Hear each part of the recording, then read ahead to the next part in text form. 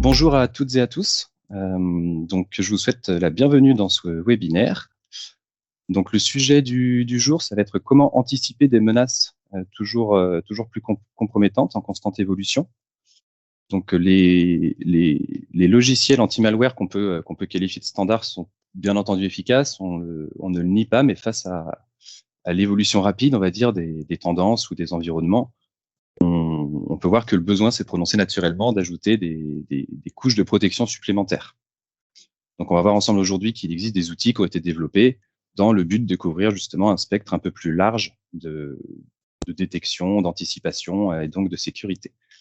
Donc, je suis Romain Ravon, chef de produit marketing pour donc EZ France et Afrique francophone, et je suis accompagné de Benjamin Malizia, expert technique avant-vente pour EZ France également. Donc, nous sommes tous les deux présents aujourd'hui pour faire un état des lieux de ces nouveaux outils de détection de sécurité informatique.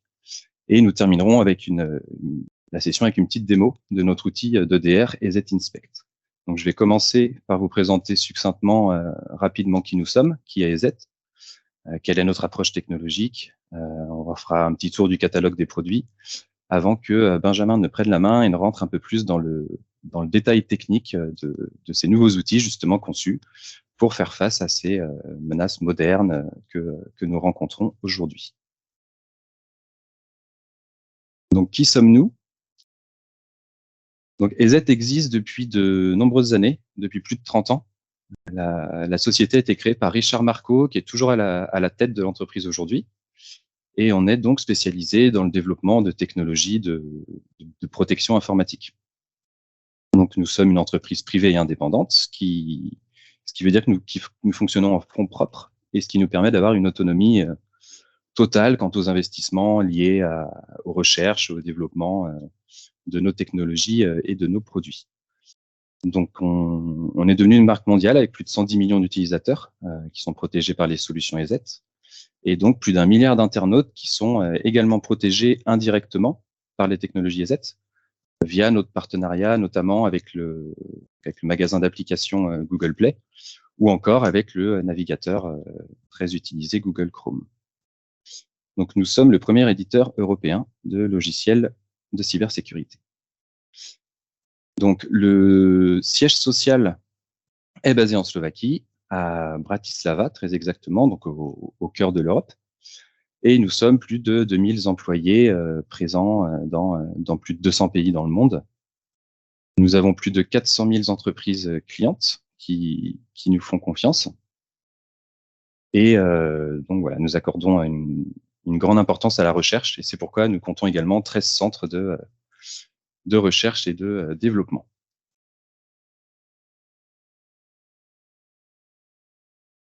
Donc depuis 3 décennies, depuis donc 30 ans, nous aidons la population, les entreprises, les particuliers à protéger leur vie, leur patrimoine numérique.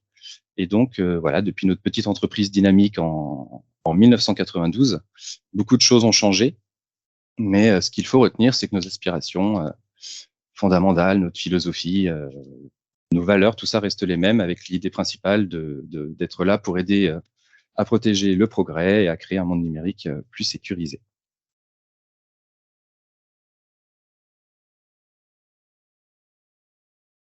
Partenaires et références. Donc, vous allez voir sur cette slide quelques-uns de nos partenaires et de clients directs qui ont donc fait le choix de protéger leur SI avec nos produits.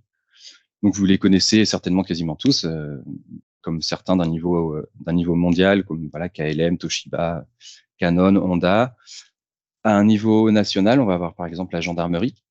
Donc, comme vous vous en doutez, le niveau de confidentialité et de données sensibles à protéger est extrêmement important pour ce type d'entreprise et c'est pourquoi ils ont donc choisi EZ et c'est pourquoi ils nous font confiance depuis déjà plusieurs années.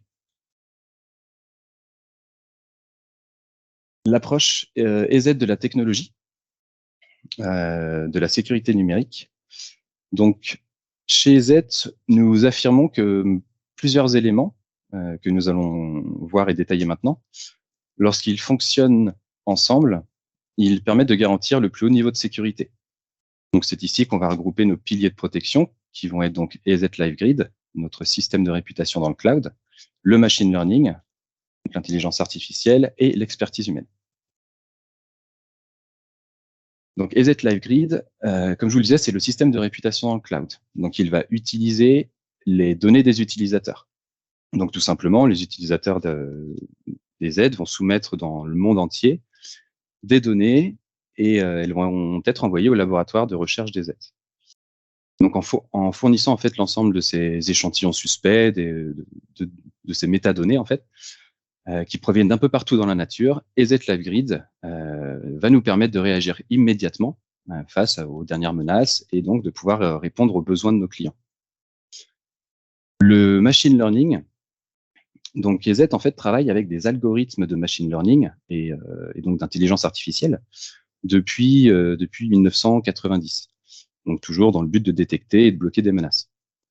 En 98, c'est là qu'on va avoir ajouté tout le système un petit peu de réseaux neuronaux et qui fait qu'aujourd'hui, le moteur du machine learning, des ETH, est ajusté pour coopérer avec les autres technologies de protection, donc qui nous sont propres, donc comme la détection ADN, la sandbox ou encore l'analyse de la mémoire avancée.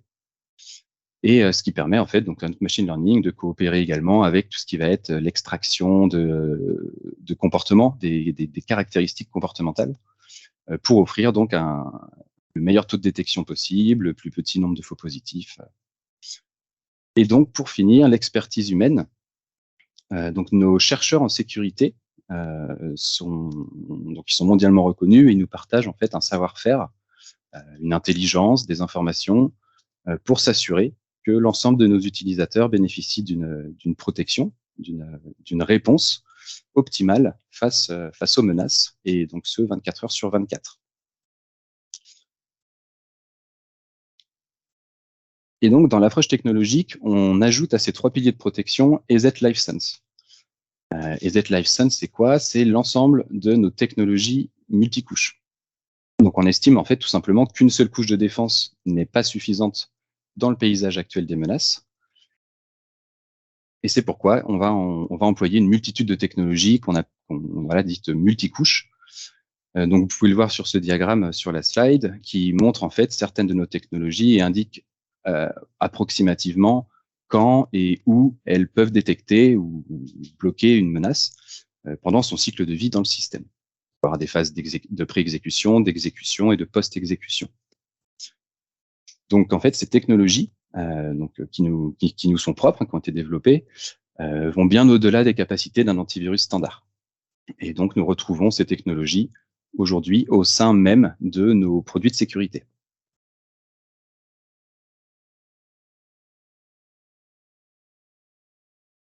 Donc, pour conclure là-dessus, comme je vous le disais, donc l'ensemble de ces technologies multicouches, donc EZ Life Sense, qui alimentent nos produits de sécurité, une fois combinées à l'expertise en machine learning, au système de réputation dans le cloud et à nos ingénieurs du coup de sécurité, on peut dire que ça représente en fait cette approche qu'on estime équilibrée et qui va alimenter notre plateforme de prévention, de détection et de réponse face aux cybermenaces.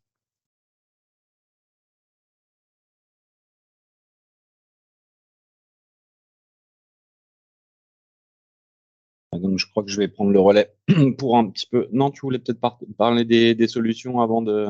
Donc, je prends le relais. Je vais faire un petit tour des solutions, pas de souci. Donc, en effet, comme vous le savez, EZ est loin de n'être qu'un acteur de protection endpoint, et on développe en fait des produits qui vont répondre aux dangers de sécurité qui vont protéger la plupart des vecteurs d'attaque. Donc pour ça, on a déjà une console d'administration qui va permettre d'unifier la gestion de sa sécurité globalement, donc de visualiser votre parc, de voir vos devices, leur état, de déployer et de gérer les autres produits de sécurité. On va pouvoir également effectuer des actions plus ou moins rapides, automatisées ou manuelles, personnalisées, enfin voilà, tout ce qui va toucher à la gestion de la sécurité de votre parc. C'est en quelque sorte en fait un point de centralisation pour exploiter ou paramétrer les produits de sécurité EZ. Ensuite, on va bien évidemment avoir tout ce qui va concerner la protection des endpoints. Aujourd'hui, on le sait, il est nécessaire de protéger l'ensemble des machines face aux menaces extérieures, et donc On a des solutions adaptées pour différents OS, bien entendu, pour tout type d'appareil. On va y retrouver des antivirus, des pare-feux, du filtrage web, voilà, il y a de multiples fonctionnalités et donc de technologies multicouches, comme on a vu juste avant.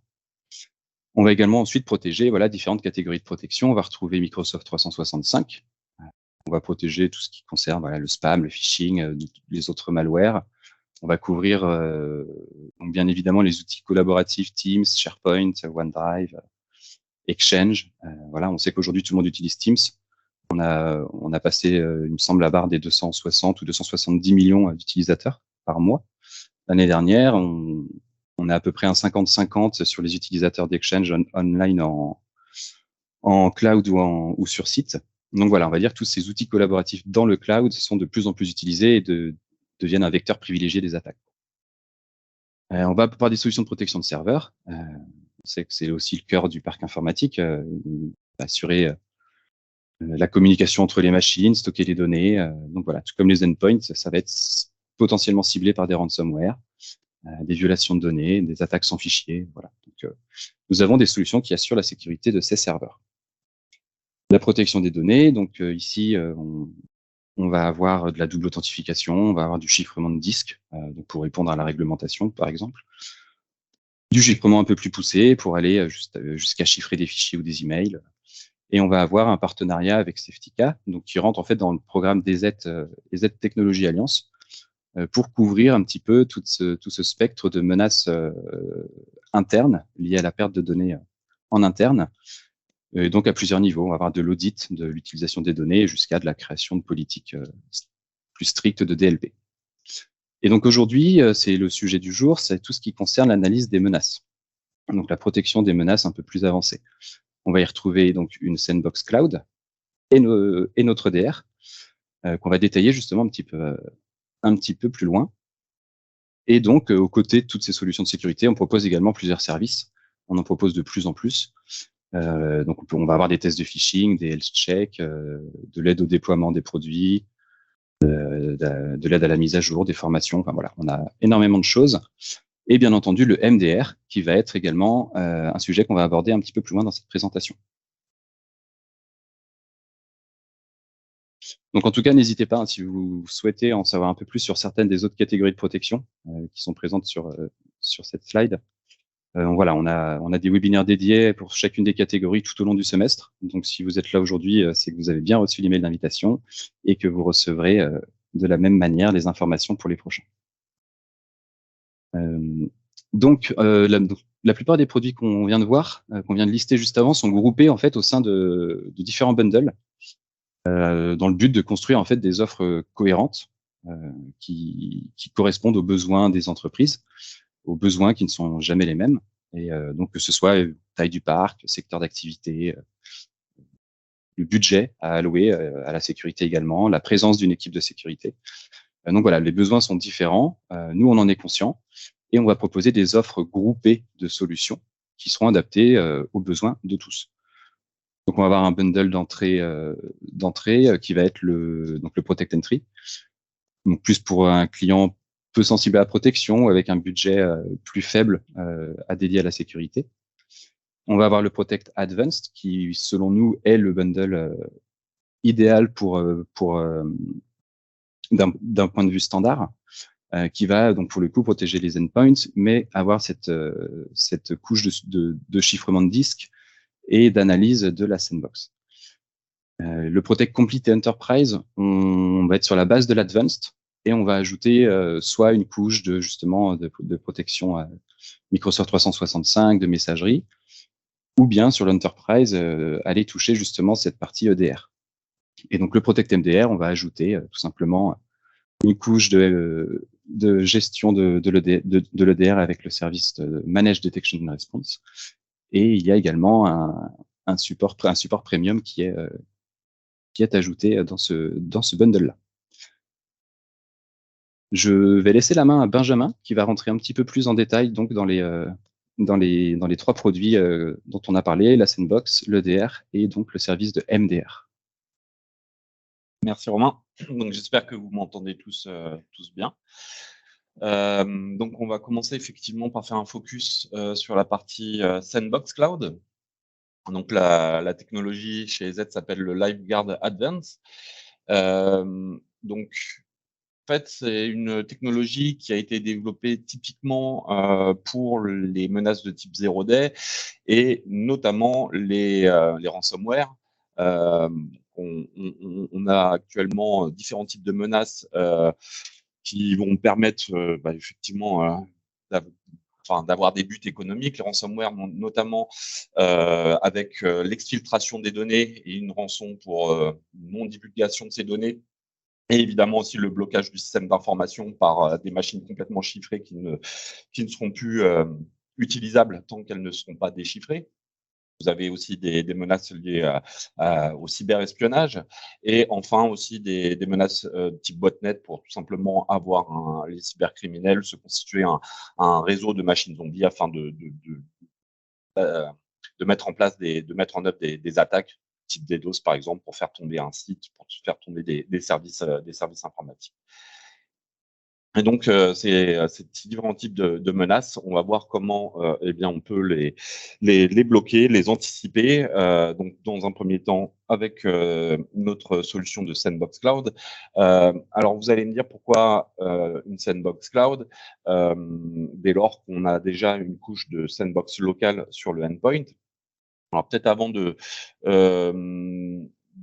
décrire un petit peu le pourquoi, le comment. Juste à noter quelques informations. Nos labos reçoivent plus de 300 000 échantillons potentiellement malveillants. Donc, ils sont analysés, on l'a vu tout à l'heure, avec un système qui s'appelle le LiveGrid. Maintenant, le LiveGrid qui est intégré effectivement dans le système de tous nos endpoints est un système de queue sur lequel le traitement de ces menaces va prendre environ 30 minutes et 1 heure et pour lequel nos clients n'auront pas de visibilité sur si l'échantillon suspect s'est avéré une menace ou pas. Alors que justement, le Sandbox Cloud va pouvoir réduire ce temps d'analyse à 5 minutes et va pouvoir, par rapport à de l'analyse locale, aller beaucoup plus loin dans les technologies grâce aux ressources, notamment aux capacités de calcul quasi, on va dire, infinies qu'on peut avoir dans les data centers par rapport à une machine, un PC, soit fixe, PC portable ou même un serveur. Data center permettent une analyse par la puissance de calcul qui va aller beaucoup plus loin. Alors déjà, avant de peut-être de détailler un petit peu les différentes couches de protection qu'on va trouver dans cette sandbox, je vais prendre quelques minutes pour vous expliquer le fonctionnement. Donc, les utilisateurs, lors d'une réception d'un fichier suspect, que ça soit un script, un exécutable qui pourrait être téléchargé, qui pourrait être récupéré en pièces jointes, qui pourrait être extrait d'une archive ou encore exécuté à partir de clés USB, vous allez avoir évidemment une première couche d'analyse qui est celle du endpoint avec les technologies multicouches qu'on a présentées tout à l'heure du LiveSense. Et uniquement quand ces différentes technologies ne permettent pas d'être sûr à 100% que l'échantillon suspect est sain ou malveillant, on va avoir cette seconde analyse qui va être déportée dans le cloud avec cette puissance de calcul bien plus importante. Donc, si on a le mode proactif activé au niveau du sandbox, ça je vous le montrerai dans les politiques de sécurité au niveau de la console d'administration, on peut avoir deux types de fonctionnement. Celui qu'on va recommander, c'est justement le mode proactif qui va permettre, en cas de doute, de bloquer l'exécution de ce fichier suspect, bloqué temporairement, évidemment, juste le temps de l'analyse, donc en moins de 5 minutes. Donc là, on est sur un temps d'analyse bien plus réduit que ce qu'on va avoir effectivement avec le système LiveGrid. Donc, dans les 5 minutes maximales qui suivent cette tentative d'exécution, l'utilisateur va être informé si le fichier suspect qu'il a tenté d'exécuter s'avère être sain ou s'avère justement être un malware. Si c'est un malware, même que ce soit sain ou un malware, mais encore plus quand c'est un malware, à noter que le résultat est partagé à l'ensemble des machines du système d'information. évitant donc de réanalyser cet échantillon suspect pour tout de suite le mettre en quarantaine. Et à noter aussi qu'on le verra tout à l'heure dans la démo de la console, que toutes ces soumissions de fichiers suspects sont loguées. On va pouvoir avoir un journal de tous ces échantillons envoyés et avoir aussi surtout le résultat d'analyse, savoir si le fichier s'est avéré être sain ou malveillant. Et quand il s'agit d'une menace qui est confirmée malveillante au travers de l'analyse sandbox. Ce qui va être intéressant aussi, c'est de voir qu'on a un rapport d'analyse comportementale qui donne les comportements malicieux qui ont été observés dans la sandbox. Ce qui est donc intéressant de noter en termes de points clés, c'est que cette technologie de Sandbox Cloud ne nécessite aucune compétence spécifique en termes de sécu. C'est vraiment quelque chose qui est complètement automatisé. On verra que c'est vraiment une simple, enfin la mise en œuvre se fait en quelques minutes, simple question d'activation de licence et de paramétrage de politique de sécurité. C'est une technologie qui est déjà intégrée au produit endpoint, donc tous nos clients déjà existants qui n'ont pas cette technologie vont pouvoir la mettre en œuvre très rapidement puisqu'il n'y a rien à déployer en supplément. Comme je l'ai dit, il ne s'agit qu'une simple activation et mise en œuvre de politique. À noter, ce qui est très important aussi dans la partie souveraineté, c'est que les analyses se font sur des data centers propres à EZ qui sont en Europe, plus spécifiquement en Slovaquie, et avec des serveurs de backup à Vienne. On peut paramétrer la fonctionnalité, la technologie pour ne pas stocker le fichier analysé.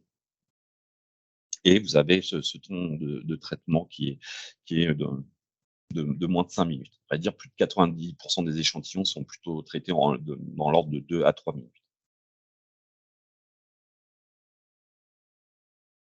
Donc, comment fonctionne le Sandbox Cloud? Bien, on va avoir plusieurs couches d'analyse avec une première couche qui est une décompression, une analyse avancée. Donc, on va utiliser des algorithmes plus avancés que ce qu'on va trouver localement sur le endpoint. On va avoir une couche de machine learning aussi beaucoup plus poussée dans les data centers qui vont permettre aussi, donc avec la couche 3, de faire de l'émulation sur différents OS et de simuler aussi des actions utilisateurs ainsi que de l'avancée dans le temps. On a maintenant des malwares qui, lors de l'exécution, ne délivrent pas tout de suite la charge malveillante, qui attendent un certain temps, et tout ça va pouvoir être simulé dans cette analyse sandbox. Donc, pour résumer, voilà, les points clés, c'est vraiment analyse des fichiers suspects très rapide avec puissance de calcul des algorithmes très avancés pour les menaces les plus sophistiquées. Protection immédiate lors d'une détection avec une redescente d'informations au niveau de tout le parc et une visibilité des analyses comportementales quand l'échantillon malveillant s'est avéré être une menace. Alors, une autre technologie, un autre outil qu'on met en avant pour les menaces sophistiquées, et notamment même les préparations d'attaques sans fichier, ça va être les technologies d'EDR avec notre produit EZ Inspect. Maintenant, on a de plus en plus d'attaques où, en fait, on n'utilise pas forcément le malware, ou plutôt on va dire l'exécution de malware se fait en fin d'attaque. Et en fait, souvent, on se rend compte quand il y a eu on en entend beaucoup des différents, que ce soit organismes publics, hôpitaux ou même entreprises privées qui ont subi des attaques. Et au final, on parle de ransomware, mais ransomware n'est que la finalité de l'attaque. Et la plupart du temps, les cybercriminels, les attaquants réussissent à pénétrer les systèmes sans utilisation spécifique de malware. Disons en passant par des phishing, en passant par des failles sur les serveurs qui sont exposés sur le net, de la récupération de credentials qui vont permettre à ces attaquants de s'introduire dans le SI de manière silencieuse, hein, sous les radars, afin de pouvoir justement découvrir le SI, découvrir les faiblesses, s'introduire et prendre la main sur le SI, c'est escalader des privilèges par exemple, et ensuite uniquement à ce moment-là délivrer l'attaque. Eh bien, l'EDR va justement permettre de remonter tous ces comportements suspects qui pourraient être liés à ce type de tactique, de mode opératoire, euh, et afin d'anticiper donc l'attaque. Donc le but de la techno, c'est évidemment de détecter des anomalies en fonction des comportements sur les postes et bien de pouvoir aussi déclencher une réponse pour atténuer les différents dommages. Euh, la partie réponse, c'est évidemment les actions de rémédiation qu'on va pouvoir actionner, que ce soit de manière manuelle ou de manière automatique, avec des actions telles que l'isolement du poste du réseau, la suppression évidemment d'un fichier malveillant, le blocage des process, voire l'arrêt d'un poste si nécessaire. On va noter que de plus en plus d'entreprises utilisent l'EDR pour augmenter leur niveau de sécurité. Gartner indique que d'ici 2027, plus de 40% des entreprises seront équipées d'un EDR. Donc, nous avons une console dédiée qui s'appelle EZ Inspect et qui va permettre de centraliser la remontée des différentes détections liées à l'EDR. Cette console, elle a pour but, et donc l'EDR de manière générale, a pour but de donner plus de visibilité, puisque lorsqu'on parle que au niveau du endpoint, vous avez vraiment la détection du malware, mais pas ce qui s'est passé en amont. On aura juste voilà peut-être l'info quand un PowerShell a délivré un malware, mais on n'aura pas les informations de ce qui s'est passé avant. Et c'est là que l'EDR va avoir vraiment une importance et qui va pouvoir donner une visibilité en donnant notamment toute la chaîne des process pour pouvoir remonter jusqu'à l'intrusion, au patient zéro, à savoir comment s'est déroulée l'attaque, va pouvoir donner des contrôles additionnels et vraiment faire du forensique en cas d'attaque pour bien détecter comment ça s'est passé et évidemment mettre en place les contre-mesures afin que ça ne se passe pas une deuxième fois ou agir immédiatement pour stopper l'attaque avant qu'elle n'aille plus loin. Là, vous avez un schéma effectivement que je viens de dire, à savoir que lors d'une préparation d'attaque ciblée, l'EDR va pouvoir, par le log de tous les événements sur les postes protégés, quand je dis poste et serveur, protégés par les produits EZ, le endpoint et l'EDR, donner la visibilité, récolter les logs, remonter des IOC, donc des indicateurs de compromission, et remonter tous ces éléments à des analystes de sécurité pour qu'ils puissent bien constater ces anomalies et prendre d'éventuelles mesures par de la rémédiation manuelle ou de la rémédiation automatique. Alors, comme on vient de le voir dans la partie EDR, on a parlé d'analyse humaine de ces remontées d'anomalies, et on sait que, eh bien, on est sur des outils, on le verra dans la démo, qui sont quand même assez, à dire, complexes, en tout cas qui nécessitent des compétences et en système, en réseau et en cybersécurité. Si on ne fait pas une bonne optimisation par de l'exclusion, par un mode d'apprentissage, on pourrait être noyé sur de nombreuses alertes, ce qui veut dire qu'il faut des ressources qualifiées et du temps pour faire ce travail de surveillance des logs, des remontées de l'EDR.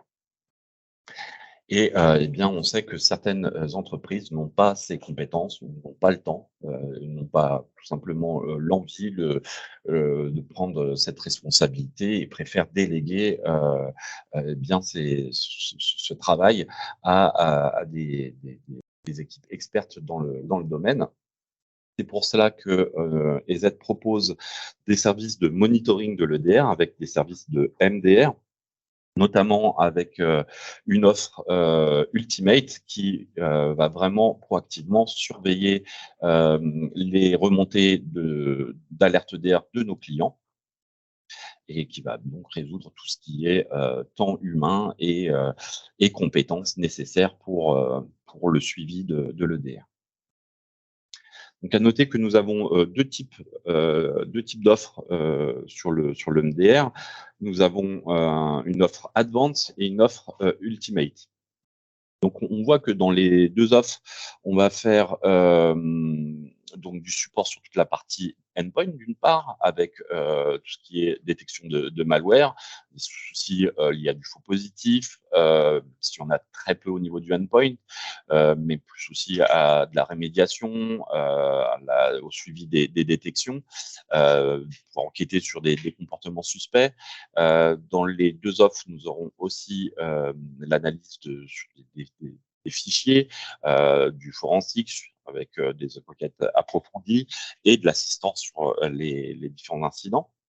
On va proposer aussi du support sur la création de règles ou d'exclusions spécifiques, pouvoir répondre à différentes questions relatives à l'EDR, à pouvoir aider nos clients sur l'optimisation initiale afin de ne pas être noyés justement sur les alertes par la mise en place des exclusions et aussi de faire de la recherche de menaces. Là où l'Ultimate va être différent, c'est qu'on va être proactif sur la surveillance des menaces via le threat monitoring. Là où, en fait, dans l'offre Advance, bien c'est le client qui surveillera les menaces et qui sollicitera les équipes MDR et Z, les spécialistes en cybersécu, à la demande. Le Ultimate, c'est vraiment directement les équipes EZ qui surveillent les différentes détections, qui vont faire le threat monitoring et le threat hunting, mais sans même que le client nous sollicite, puisque c'est nous qui suivrons directement les alarmes. À noter que ces deux services sont en 24/7. Et nous offrons aussi dans l'offre Ultimate le deployment and upgrade, savoir la mise en place du serveur si on parle d'un serveur on-premise, puisque les deux types de solutions existent pour la partie EDR, donc en on-prem ou en cloud. Et donc dans le cadre d'un deployment upgrade, on va faire tout ce qui est sur du on-premise, l'installation du serveur, mais aussi le déploiement des agents, la vérification du bon fonctionnement sur un échantillon du parc.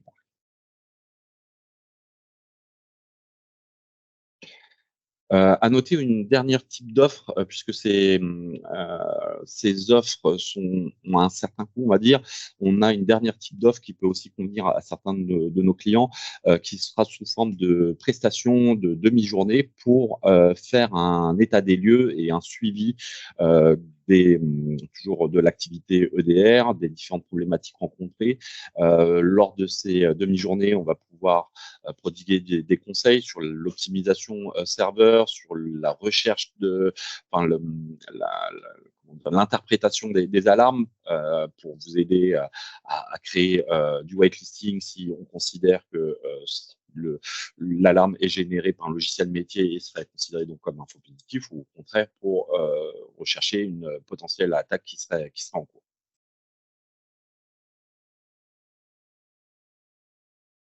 Je vais finir par une petite démo produit et à la fin de cette démo, on passera aussi sur une dernière session de questions-réponses.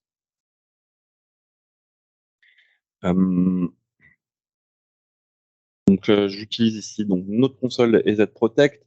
Comme je le disais, on va commencer donc par la partie sandbox. La mise en œuvre, bon, la chose importante, c'est d'avoir la licence LiveGuard, évidemment, pour pouvoir activer la technologie sur les produits endpoint. L'activation peut se faire très simplement, soit par une tâche d'activation, soit maintenant on a même des raccourcis pour l'ensemble du parc qui permet en un simple clic de souris d'activer la licence sur l'ensemble des produits qui supportent le LiveGuard, savoir produits endpoint, server Windows et Linux et Mac. Donc l'ensemble des produits bureautique et serveur. On ne l'a pas encore sur mobile, Android. Donc l'activation se fait, comme je disais, par un simple clic. Je suis sur l'arborescence de mes machines au niveau de la racine du groupe tout. Je vais dans la section solutions, activer LiveGuard et le produit sera activé sur l'ensemble des postes protégés. Ensuite, l'autre chose à faire, c'est une mise en place de politique qui va activer le LiveGuard. Donc, tout simplement, je vais vous montrer où ça se passe. Dans la section paramètres, moteur de détection, protection dans le cloud. C'est ici qu'on va pouvoir activer le Sandbox Cloud avec quelques paramétrages possibles, comme le choix des échantillons suspects qu'on est amené à soumettre. On va le constater dans les stats, mais c'est principalement de l'exécutable et du script. On a aussi d'autres types de fichiers, comme les fichiers LNK, les fichiers règles, les fichiers MSI qui peuvent être soumis.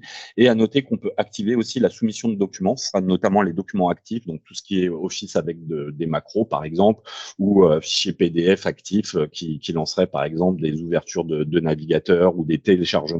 On peut activer aussi la soumission de ce type de document. On sait que ce type de documents peuvent être utilisés aussi dans le cadre d'une attaque, d'un malware. À noter qu'on peut mettre en place des exclusions pour des clients qui ont des documents sensibles, qui ne veulent surtout pas soumettre au niveau de la sandbox chez Z. On va pouvoir mettre en œuvre de l'exclusion. Et j'ai envie de dire, le paramètre le plus important, j'ai insisté tout à l'heure, c'est le fait d'être en mode proactif, donc de pouvoir bloquer l'exécution temporairement le temps de la réception du résultat, puisque par défaut, le LiveGuard va être configuré sur autoriser l'exécution immédiate. C'est-à-dire que on ne bloque pas temporairement l'utilisateur, on laisse passer l'exécution et on soumet le fichier suspect en parallèle, mais s'il s'avérait que le fichier était malveillant, on aurait peut-être des effets négatifs le temps du retour d'analyse et du blocage du fichier en question. Après, à noter donc en termes de supervision, qu'on a un onglet dédié à tout ce qui est soumission ou protection dans le cloud, avec le type de soumission. Est-ce qu'on est sur de la soumission LiveGuard ou de la soumission LiveGrid, avec le type de fichier, les machines qui sont le plus qui soumettent le plus de fichiers suspects et les fichiers suspects qui sont avérés être des malveillants. On va pouvoir voir ici aussi. Dans le détail, on a ici dans la section plus fichiers envoyés, le listing de tous les fichiers suspects qui ont été soumis. Et quand il s'agit de fichiers suspects s'étant avérés être un malware, on va pouvoir, comme je l'ai dit tout à l'heure, afficher un rapport comportemental, d'analyse comportementale, où on va, donc là, on est sur un fichier test qu'on trouve directement dans l'aide en ligne du LiveGuard qui permet de tester la fonctionnalité.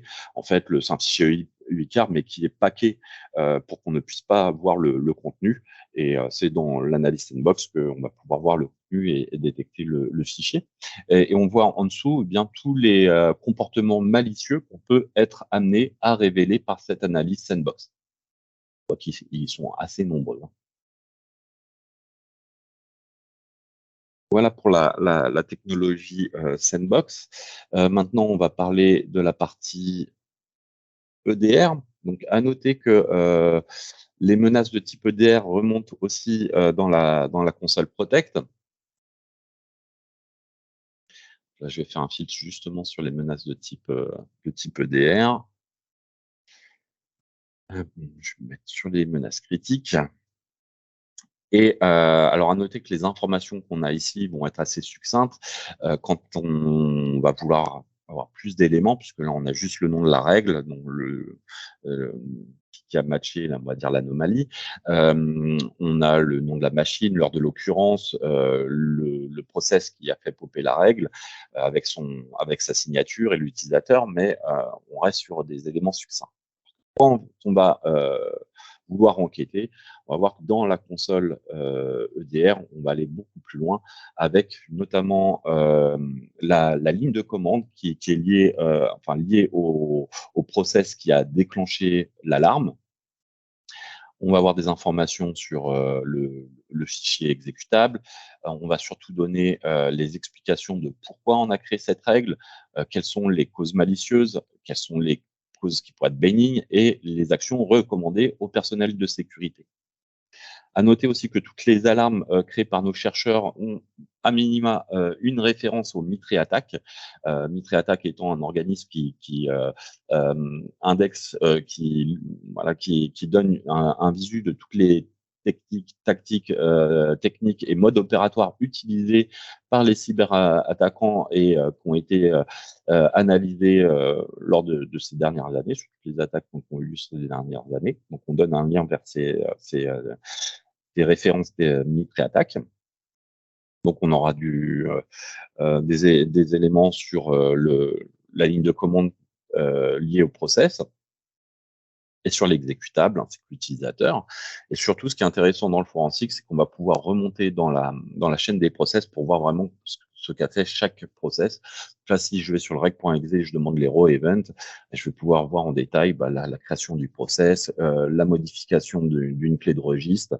À vrai dire, le but de l'EDR, c'est vraiment de loguer un maximum les événements sur le poste pour déterminer si les comportements sont normaux ou anormaux. Donc, si je vais sur le détail d'une machine, je vais vous montrer que la quantité d'événements qui sont logués par notre MDR est assez impressionnante.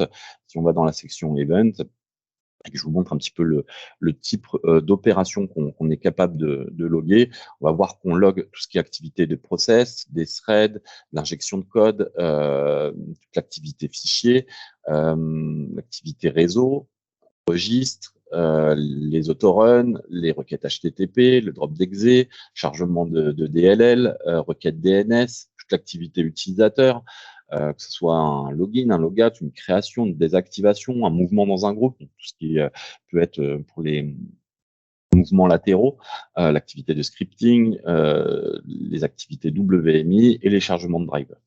On log énormément de choses et le but, c'est de vérifier si ces éléments matchent l'une des règles, prévues par nos chercheurs. Donc, on en a un peu plus de 200 qui sont critiques. On a 400 avertissements. Nous, on a un focus vraiment sur les alertes critiques, les avertissements et informations pour donner des éléments complémentaires. Mais on est vraiment, notamment dans le cadre du MDR, sur une supervision et une attention particulière sur tout ce qui est règles critiques, qui ont donc un score de sévérité de plus de 70.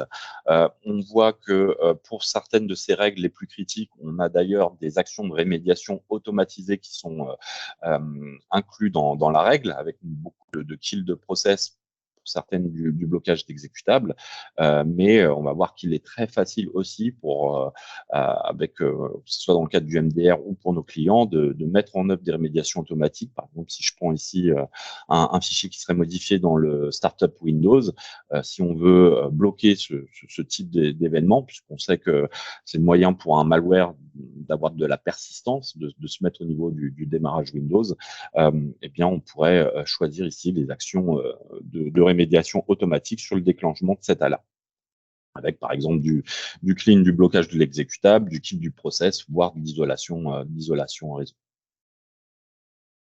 Alors après, je ne vais pas prendre non plus, je vous donne un aperçu de la console EDR. Je ne vais pas pouvoir détailler chacune de ses fonctionnalités, mais à la suite de ce websem, si vous ne connaissez pas ce produit, n'hésitez pas aussi à nous solliciter pour avoir une démo, pour pouvoir le tester. C'est des choses qu'on sait organiser. Pour le moment, je ne vais pas aller plus loin dans cette partie EDR. Et puis, je vais passer à une petite séquence de questions-réponses si vous avez des questions.